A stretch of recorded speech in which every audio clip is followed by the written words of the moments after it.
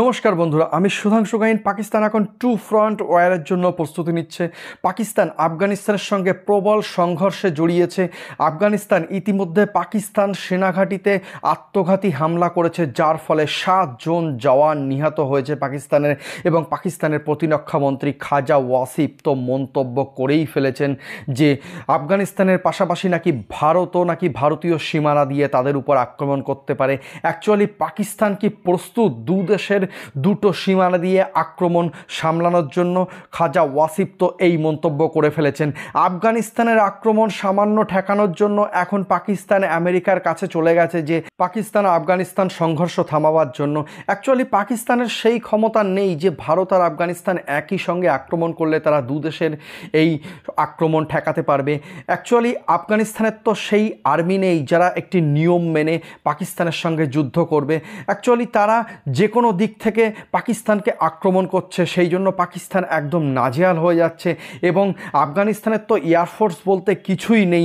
America চলে যাওয়ার সময় যে সমস্ত ইকুইপমেন্টস আফগানিস্তানে ফেলে রেখে গিয়েছিল তালিবান এখন সেগুলোই ব্যবহার করছে।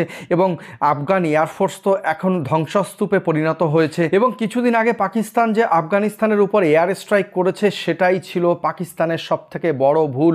এবং অপারেশন সিন্দুরে ভারত যে গুটি কয়েক অস্ত্র ব্যবহার করেছিল তাতেই পাকিস্তান সেনাবাহিনীর যা হাল হয়েছিল তা সারা বিশ্ব জানে। এবং পাকিস্তান সেনাবাহিনী ভারতীয় সেনাবাহিনীর কাছে মাথা নত করতে বাধ্য হয়েছিল। আসলে যুদ্ধ করতে কেবল অস্ত্রের প্রয়োজন হয় না, প্রয়োজন হয় কৌশলের। যে কৌশল পাকিস্তানের নেই। পাকিস্তান তো বলছে মুখে টু ফ্রন্ট ওয়ার, আদৌ তাদের কি টু ফ্রন্ট ওয়ার সামলানোর কৌশল আছে? একদমই নেই। আপনি কি বলবেন এই সম্পর্কে? এর প্রমাণ আমরা বহুবার পেয়েছি। ভারতের সঙ্গে যে কবার যুদ্ধ হয়েছে পাকিস্তান, সেই কবারই পাকিস্তান নাস্তানাবুদ হয়েছে।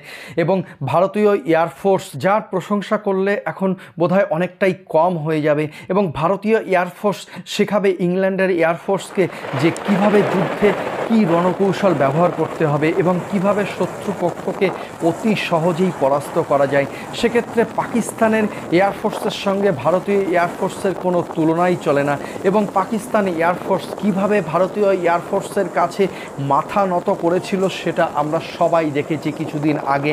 তারপরেও পাকিস্তানের প্রতিরক্ষামন্ত্রী কিভাবে এত বড় বড় কথা বলেন সেটাই সবাই শুনে অবাক হয়ে যায়। আপনিও শুনে অবাক হয়ে যাচ্ছেন যে তারা টু ফ্রন্ট ওয়ারের জন্য প্রস্তুতি নিচ্ছে এবং দুর্বল আফগানিস্তানের বুকে যে তারা এয়ার স্ট্রাইক করে আসছে, এটা পাকিস্তানের দুর্বলতাকেই প্রমাণ করে। এবং ভারতীয় নেভির সঙ্গে পাকিস্তান নেভির কখনোই তুলনা চলে না। অপারেশন সিঁদুরে যদি ভারতীয় নেভি তাদের নিজেদের শক্তির কিছুটা অংশ ব্যবহার করত তো আরামসে পাকিস্তানের যে কোস্টাল সিটিগুলো ছিল ইনক্লুডিং করাচি, সেই সিটিগুলি তারা ক্যাপচার করে নিতে পারত এবং পাকিস্তানের একটা বিরাট অংশ ভারতের দখলে চলে আসতো। কিন্তু ভারত সেই শক্তিকে ব্যবহারই করেনি।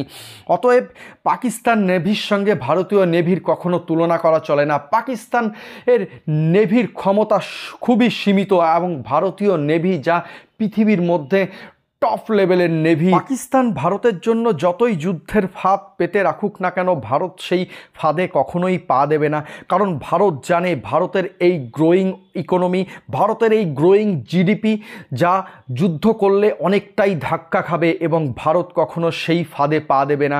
পাকিস্তান এখন নিজের ফাঁদে জর্জরিত হয়ে গেছে। পাকিস্তানের বুকে গড়ে ওঠা তালিবান, টিটিপি এবং বিএলের ত্রিমুখী আঘাতে এখন পাকিস্তান জর্জরিত। সবথেকে বড় ধাক্কা এসছে তালিবানের তরফ থেকে। তালিবানকে তো এখন পার্মানেন্ট শত্রু বানিয়ে নিয়েছে পাকিস্তান।